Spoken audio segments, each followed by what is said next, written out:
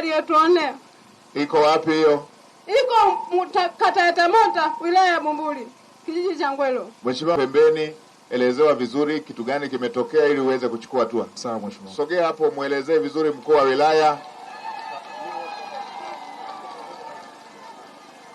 Ielezee vizuri. Ielezee vizuri tujue ni kitu gani kimetokea ili huyu mama apate haki yake. Yule mwingine alikuwa yupi? Mama yetu.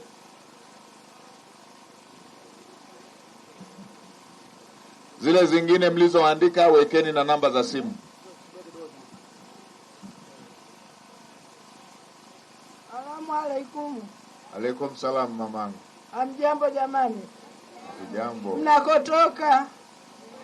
Salama kabisa. Sasa simsalimie jamani huyo kaka. Lazima nimsalimie. Haya. Umefanya sasa vizuri mama. Kaka yetu huku Soni na Muindo na Kidenya Migongo, shida yetu ni maji. Maji, umeme tinao. Maji ndo hamna. Maji tu. Asante mama, tumekuja na waziri wa maji. Haya, asante sana, umelifikisha jambo lako. Mwingine.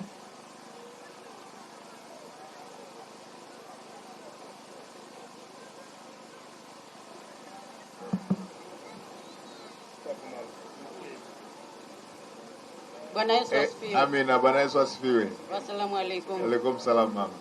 Mheshimiwa Waziri, kero yetu sisi ni ndogo lakini ni kubwa kwa wananchi wahusika. Sisi tunaishi kijiji cha Soni, kitongoji cha Ntuli. Ni kijiji kidogo lakini kina wakazi 241. Tulinunua maeneo hayo kwenye ofisi ya serikali ya kijiji, tukauziwa, tukapewa hati, tukawa tunamiliki wenyewe kama kawaida. Lakini baada ya hapo lilitokea tatizo kidogo kwetu. Halmashauri ya wilaya ya Bumbuli, uongozi ulitumwa kwetu, tukaitwa mara ya kwanza, mara ya pili na mara ya tatu. Lakini wakaja wakapima ardhi ili tumilikishwe ardhi. Lakini katika kupima huko tukagundua kwamba tunauziwa yale maeneo mara mbili. Kwa hiyo wameahidi kwamba wanakuja kupima, na wakaja wakapima, kila mtu akapewa siku ya mita zake. Sasa tunashindwa kulipa kwa sababu kwa nini tunalipa mara mbili? Na tumekaa kwa muda mrefu. Kuna mzee mmoja ambaye yeye alikuwa anafanya kazi ofisi ya Usadeko. Pensheni yake hakupewa pesa, alipewa eneo. Lakini cha ajabu lile eneo pia limechukuliwa na halmashauri na anatakiwa alipe. Huo sio uungwana.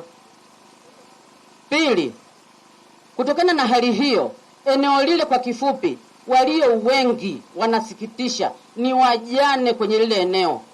Mtu anaambiwa alipe 2 milioni 3 kutokana na siku ya mita za eneo lake. Lakini bado tulikaa na mheshimiwa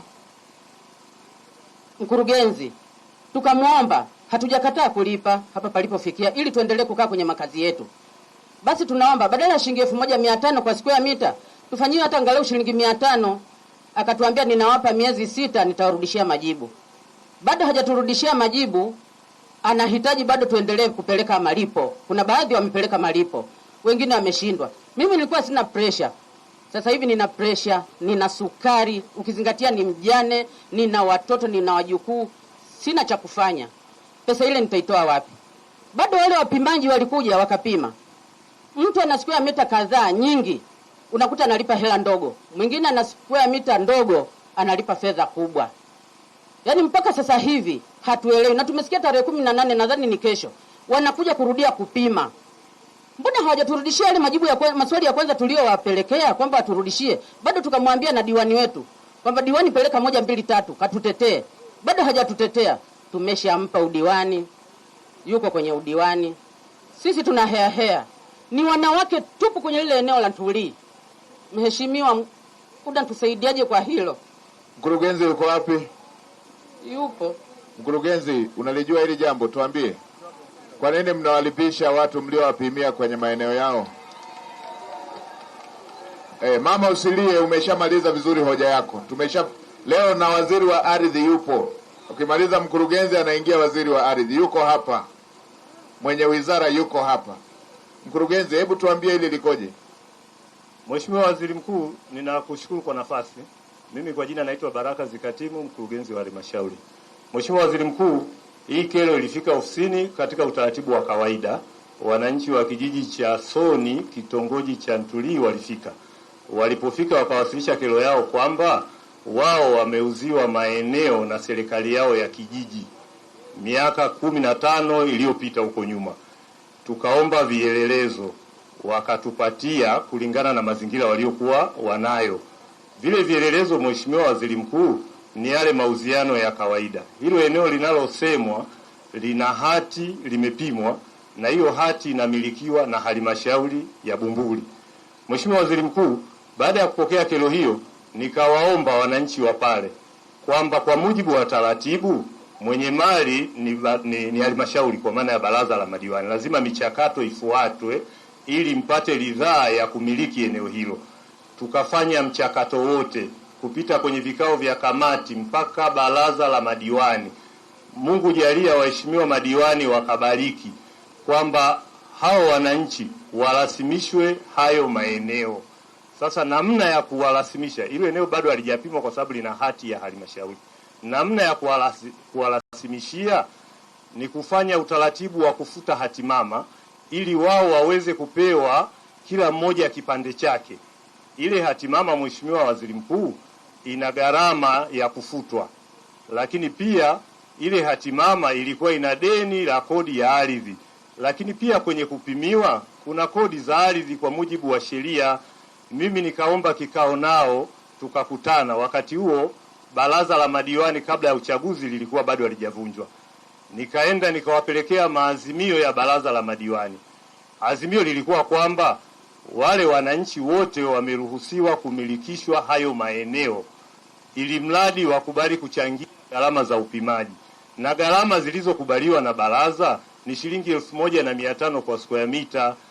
Sasa nilipowarudishia huo mrejesho, wakataka niwapunguzie. Mimi Mheshimiwa Waziri Mkuu, kwa mamlaka nilionayo siwezi kupunguza hiyo gharama. Nikawaomba mnipe muda, baraza jipya lirudi kwa sababu tumeshaingia kwenye shughuli za uchaguzi. Nikaombe hiyo idhini na hiyo cost analysis, kama itakubalika nitawarejeshea mrejesho. Kwa bahati nzuri haya sasa hawa ni wamama wameomba 500 na Waziri Mkuu kaja, itakuwa 500. Uambie wao baraza wafanye hiyo 500 kumaliza hiyo. Ninyi watu wanaingia mwaka wa kwanza, wa pili, wa tatu, miaka 15 na halmashauri mpo hapa hapa. Haya, mwenyekiti wa halmashauri mkaidhinishe hiyo. Mwenyekiti wa halmashauri yuko wapi? Mwenyekiti yuko wapi? Mwenyekiti wa halmashauri yuko wapi? Mwenyekiti, wewe ndio mwenyekiti? Mwenyekiti yuko wapi? Mwenyekiti mkakae na mkurugenzi mpitishe hiyo ili mrasimishe hizo hati.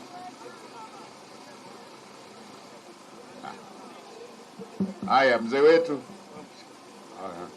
Asante sana Mheshimiwa Waziri Mkuu. Mimi na kero moja. Miaka kama 20 iliyopita kwenye kijiji chetu cha Shashui tulikuwa na shida ya maji. Tukaitana wakazi wa eneo lile, tukakubaliana tuchangishane ili tutengeneze mabomba tupate huduma ya maji. Tulikubaliana tukachangishana na hatimaye tukatafuta fundi akatujengea mradi, tukawa tunatumia maji. Wakati huo tukaona tuchaguane, tuwe na uongozi ambao utasimamia mradi ule. Tukachaguana, tukaweka viongozi, tukakubaliana kwa tuweke kiwango fulani cha kuchangia mradi huu kila mwezi, angalau ukitokea hitilafu yoyote kwenye mradi tupate kuhudumia mradi wetu. Tumeendelea hivyo, tunachaguana kwa vipindi, lakini ilikuja muda tukachagua mwenzetu mmoja kama miaka 15 iliyopita. tukamchagua, tukamkabidhi mradi ule asimamie, tunakusanya pesa, anazitunza. Lakini baadaye akafanya mbinu na watu ambao anawajua yeye, akawakabidhi ule mradi, sijui aliwauzia, sijui aliwakabidhi. Baadaye tunaambiwa huu mradi bwana sio wenu tena, kwa hiyo mnatakiwa mulipe. Huu mradi sio wetu, ni wa nani? Wakaja tukaona wakaanza kutuma message na kuweka namba za malipo. Sasa tukauliza, sisi hatuwezi kulipa, tukaambia sisi hatuwezi kulipa. Ikawa sasa wanatumia. Sasa katika ule mradi, wakati huo tunaujenga ule mradi, tulikuwa tunategemea vitongoji 3. Lakini kila muda ulivyoenda, watumia maji wakawa wanaongezeka, yale maji yakawa ni machache. Tukaitana tena, tukachengeshana kila nyumba 100,000 ili tununue mabomba makubwa tuongeze ule mradi. Tukakubaliana, tukanunua mabomba makubwa, tukaongeza mradi, maji yakawa yanatumika kuanzia kwenye kijiji cha Shashui mpaka hata huko Soni, kwenye kijiji cha Soni yale maji yanatumika hata sasa hivi. Sasa basi wale watu katika kudai yale malipo, wale walioteka huu mradi, mimi nasema wameupola ule mradi. Wakawa sasa wanatuma message tuwalipe. Sisi tukaambia hatuwezi kuwalipa nyinyi, hatuwatambui. Nyinyi wakina nani? Kwanza mnadai maji, mlipwe maji, nyinyi mmetokea wapi wakati huu mradi una wenyewe? Mbona sisi wenyewe hatuwatambui? Basi ikawa nalazimisha. Sasa katika wale wenzetu walioingia nyuma wakati tulishajenga mradi tayari, wakitishwa kuwa tutafungia maji, huwa wanawalipa wale watu. Kwa hiyo mpaka sasa hivi wale watu hatujui kuwa hizo pesa wanazozikusanya zinafanya shughuli gani na maji yale. Sasa hivi kwa sababu wamevuruga ule uongozi wetu, yale maji sasa hivi yanakuja machafu, mpaka wamwagiliaji yale maji yanaingia kwenye vile vyanzo vya maji ambavyo tumetega mabomba tupate yale maji safi. Kwa hiyo yale maji sasa hivi unaweza ukakuta yanatoka na udongo.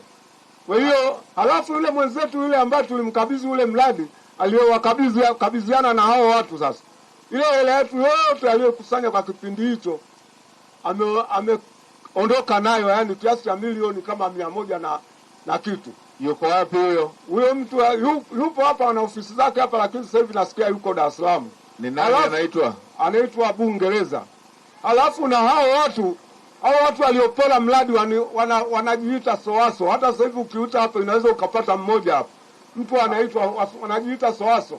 Sasa wamepola mradi, hawajui mradi umejengwa na nani, wao wametupola. Waziri wa maji alivyokuja hapa, waliulizwa maswali hapa, wakasema sisi hakuna tulichofanya kwenye huu mradi. Wakaambia sasa mnawadai hawa watu hela za nini?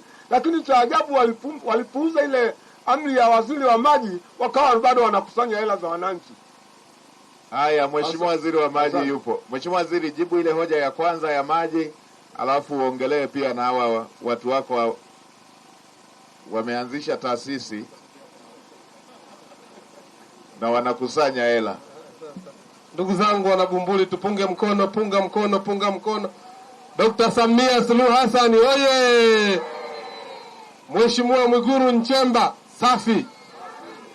Mheshimiwa Waziri Mkuu, mimi nilifanya ziara katika eneo hili la Bumbuli na nilifika katika eneo hili la Soni. Wana changamoto ya maji, na ukiangalia Bumbuli si maskini wa vyanzo vya maji. Tuna mto Mkuzu, nimeelekeza timu ya wizara ije na imekuja, tumefanya usanifu wa mradi mkubwa ambao zaidi ya vijiji 9 vitanufaika kwa ajili ya mradi huu wa maji. Mradi huu ambao utasaidia Soni mpaka Mbuzi. Kwa hiyo niwaombe na niwasihi sana ndugu zangu wana Soni, kwa sababu tulishafika na usanifu umeshapatikana. Tunakwenda kwenye bajeti ya wizara yetu ya maji mwaka huu. Mradi ule tutakwenda kutekeleza wa zaidi ya bilioni 16 na tutatatua tatizo la maji. Soni oye! Jambo la pili, Mheshimiwa Waziri Mkuu, ipo miradi ambayo inaendelea katika jimbo hili la Bumbuli. Kuna mradi ambao unaitwa Msamaka, mradi wa bilioni 1.2 mpaka Usambara, lakini kuna mradi Kisiwani wa milioni 480, kuna mradi Milingano wa zaidi ya milioni 300 na mpaka kwa Mwenda, lakini pia tuna mradi ambao Kiruai, Kirundai mpaka kwa Funta ambao mradi wa zaidi ya bilioni 2. Mradi huu umekwisha kamilika. Lakini nilifika hapa nimekutana na hiyo changamoto na nilishatoa hayo maelekezo.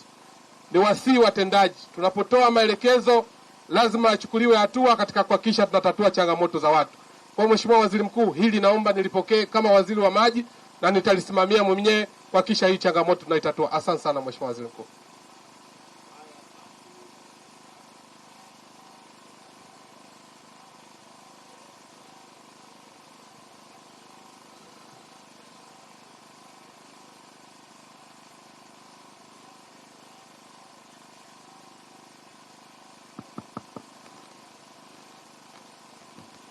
Haya, asante. Kuna mwenye hoja ya tofauti ambayo asipoisema mzee wetu.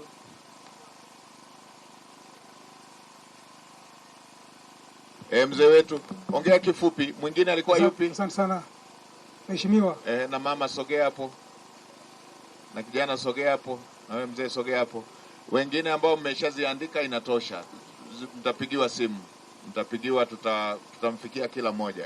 Twende kifupi ili na wenzako waongee. Kwanza kabisa namshukuru Mungu kwa sababu ya kunipa nafasi hii. Lakini nashukuru pia kukuona leo live. Nasema nashukuru sana kwa sababu nakuona live Mheshimiwa. Nataka nikuletee kero ambayo imekuwa ni dhuluma, ambayo imekuwa ni ukandamizaji, ambayo imekuwa ni unyanyasaji, ambayo imekuwa ni ukatili katika maisha ya mama yetu na familia yetu, ambayo ni familia ya Mzee Shiremba, ambayo ni mwalimu kwa sasa hivi. Mheshimiwa, nitaeleza hili baada, naweza tu kwa kifupi samani, lakini nataka nitoe kwanza historia ya hiyo dhuluma ambayo imekuja kutendeka. Katika eneo ambalo tunaishi, ambao shamba la Kungui, Kungui Maweni huko, baba yetu alianza kulima hapo kuanzia mwaka 1948 akiwa anapakana na wazungu kwa pande zote nne. Kwa pande tatu na upande wa mashariki alipakana na miamba ya Kungui. Baba yetu na mama yetu wamekuwa hapo kwa muda mrefu, tukawakuta wakilima na sisi tukajiunga kulima hapo, tukifuga na kufanya shughuli zetu zote. Ni miaka takriban 78 sasa hivi. Wameniambia nizungumze kwa kifupi. Kitu cha ajabu sana, mwezi wa 12 juzi hivi karibuni alituandikia barua mkurugenzi wa halmashauri ya Bumbuli akisema kwamba bomoa, tulikuwa tunajenga, bomoa, usipobomoa tutakuja kubomoa kwa gharama zako. Hiyo ndio statement ambayo alituletea mkurugenzi. Baada hapo tulienda ofisi kwake na kuzungumza naye, ikashindikana, tukaenda kwa mkuu wa wilaya ambaye tulizungumza naye, lakini nitakwambia alichosema pia pale kwa mkuu wa wilaya baadaye. Baada ya hapo alitupa siku 14 na tukawa tumeonyesha nia ya kupeleka kesi mahakamani, na tarehe 30 akapigiwa simu tukataka kwamba kutakuwa na kesi. Ndipo tarehe 31 usiku, Mheshimiwa, usiku akaja na magreda. Kwa kweli hili ni jambo ambalo hujapata kuliona tangu uzaliwe. Kubomoa nyumba ya yule maskini na misingi wakabomoa kwa greda usiku. Sasa cha ajabu ni usiku. Hivi kweli mtumishi wa umma ambaye amejiriwa na serikali ya Jamhuri ya Muungano wa Tanzania, hii tunaifahamu kwa haki, anaweza kuja kubomoa nyumba zile usiku? Hili likoje mkurugenzi? Sasa baada ya hapo, Mheshimiwa, niseme tu kwamba kwa kweli ilikuwa ni tatizo kubwa sana ambalo hajawahi kutokea duniani hapa. Walibomoa usiku kikatili. Na sasa hata yule mama mjane hatujui kwamba tufanyeje. Nimekusikia. Hili jambo likoje mkurugenzi? Unalitambua? Ninalitambua Mheshimiwa. Shida ni nini? Mheshimiwa Waziri Mkuu, hilo eneo lina hati ya halmashauri na ina hati ya mwaka 1964. Halmashauri na hoteli pale inaitwa Maweni Farm. Mtoa hoja alivamia pale, tukampa notice, hakuelewa, tukamrudia mara ya pili, hakuelewa. Tukaenda tukatoa ule msingi ukiwa katika hatua za awali, lakini ametufungulia kesi mahakamani na mahakama imetoa maelekezo kwamba tu maintain status. Hiyo ndio hali halisi Mheshimiwa. Sisi tuna hati pale ya mwaka 1964. Na hii anayosema mama yao anaishi hapo tangu miaka 78 iliyopita. Ni pembeni na eneo la halmashauri ambalo halihusiani na hiyo hati. Hilo halina mzozo. Ametoka sasa kule anataka kuingia kwenye eneo la halmashauri. Sasa sikilizeni. Kwanza mkurugenzi, hizi hoja ambazo zinajirudia za maeneo ya halmashauri mpaka watu wanavamia, hebu kuweni makini nayo, kwa sababu halmashauri iko hapa, wananchi wanavamiaje na ninyi mpo. Lakini hili la pili, Mheshimiwa mkuu wa wilaya, tukuachie kwa sababu kuna hoja mbili zimejitokeza moja iliyoko pembeni na moja inasemekana iliyoko ndani. Hebu nendeni mkajiridhishe, mkae na wewe halmashauri ziko kwako, kaa na mzee wetu huyu pia akuelezee hiyo, na pia ufike kwenye eneo hilo ambalo anasema, ili uone usawa anaouongelea. Wapi kipi ni kipi? Je, ni msingi? Je, ni ile mama yuko pembeni, ili haki yao iweze kutendeka. Tumepokea Mheshimiwa Waziri Mkuu. Yeah. Mheshimiwa Waziri wa Ardhi, kama una jambo la kusema kwenye hili, karibu. Na lile lingine lililotangulia. Bumbuli oye! CCM oye! Mheshimiwa Waziri Mkuu, nafikiri majimbo yametolewa vizuri, kwa sababu kama eneo ni la halmashauri inatakiwa walilinde, na si kila siku tunasema taasisi za serikali zilinde maeneo yake. Kwa hiyo kama ulivyoelekeza, liangaliwe kama ni kweli la halmashauri, basi huyu mzee aambie kwamba ajenge nje eneo hilo. Ni maeneo hayo, hata ile lingine ni hivyo hivyo. Nafikiri maeneo ambayo ni ya serikali tunatakiwa tuyalinde, lakini sio serikali tu, hata wananchi, maeneo yenu pia muyalinde, na muje Wizara ya Ardhi iko tayari kuwapa hati, na usijenge mahali bila kuomba kibali cha ujenzi, kwa sababu unaweza kujenga mahali ambapo pana mtu au pana kama hivyo unavyoona ni eneo la halmashauri. Ukija kwetu tutakwambia eneo hili liko sawa, endelea na ujenzi. CCM oye! Bumbuli oye! Asante sana mheshimiwa. Naitwa Daktari Leonard Akwilapo, Waziri wa Ardhi na Maendeleo ya Makazi. Mzee wetu, na baada ya hapo mama yetu huyo hapo. Mimi Waziri Mkuu, jina naitwa Amiri Tupa Chanyegea. Nimezaliwa kijiji cha Kwekitui, Bumbuli, halmashauri ya Bumbuli. Mimi nimeonewa kuanzia 2025. Ndugu zangu wamenifukuza. Mimi ni mtoto wa mwisho kwa baba yangu. Mtoto wa kakaangu akanifukuza, na ndugu wakaungana na ndugu zangu wakanifukuza pale, wakabomoa nyumba yangu na wakaniambia, huyu fundi wako, na wakamwambia fundi wangu, huyu tajiri yako na wewe mkiendelea kujenga hii nyumba tunawachinja kama mbuzi. Basi wamenihamisha, nikaondoka.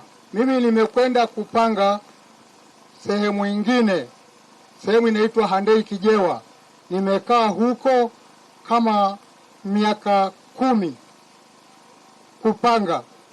Sasa tarehe ya juzi mwaka jana mwezi wa 12, yule bwana amefariki. Yule ambaye kila saa aliyesimamia yuko hapo, ndiye aliyebomoa hiyo nyumba. Na safari moja aliniambia, wewe tutakutoa chongo kama utazidi kumfuatafuata huyu bwana. Huyu bwana anaitwa Waziri Salim Udafa. Nimekupata mzee wangu. Mheshimiwa Mkuu wa Wilaya, peana mawasiliano na mzee wetu katika ziara zako, ufike mpaka hilo eneo, wasikilize wote ili uweze kufanya uamuzi ambao utakuwa wa haki. Kwa mzee limeshafika, kaa pembeni, muelezee vizuri, atakuja mpaka kwako. Sasa uko wenyewe wamemwambia mtoto wangu hataki pesi, halafu wamekwenda kumwambia asinipe chakula. Hiyo uielezee, na hiyo tutachukua hatua mbele ya serikali. Hamna ubabe, tutachukua hatua. Kwa jina naitwa Sauda Sufiani Sheoza. Mimi kero yangu ni kuhusu stendi yetu ya Soni. Hatuna stendi nzuri. Uongozi pia naona ni mbovu. Sisi hapa kipindi cha mvua tunatamani wana stendi wote, si mpiga debe, si mkata tiketi, si mama muuza matunda, tuchukue mbegu ya magimbi tupande hapa stendi. Kwa sababu tunakelekwa na stendi ya Soni. Hoja inakuja, tunatakiwa tungetengenezwe stendi yetu iwe makini na ubora yaani tunataka ubora maalum. Kwa sababu sasa hivi stendi ukinyesha mvua lazima ununue makambuti. Si bodaboda, si muuza matunda, si mkata tiketi, si mpiga debe. Lazima tununue makambuti. Jamani, stendi ni mbovu. Asante Mheshimiwa Waziri wa TAMISEMI, ili la kwako. Karibu useme hii stendi umeweka kwenye mpango gani? Chenichi. Soni oye! Soni oye! Mheshimiwa Waziri Mkuu, tumelisikia hili hapa sasa hivi, lakini kwa sababu tunaingia kwenye mpango na bajeti ya mwaka 26-27 ninalipokea na tunaenda kulihusisha kwenye bajeti ya mwaka unaofuata. Hatutakuwa na stendi kubwa sana, lakini tunaweza kuweka kidogo kuondoa hii hali ya matope anayoizungumza dada yetu iliyoko hapa. Na kushukuru sana Mheshimiwa Waziri Mkuu.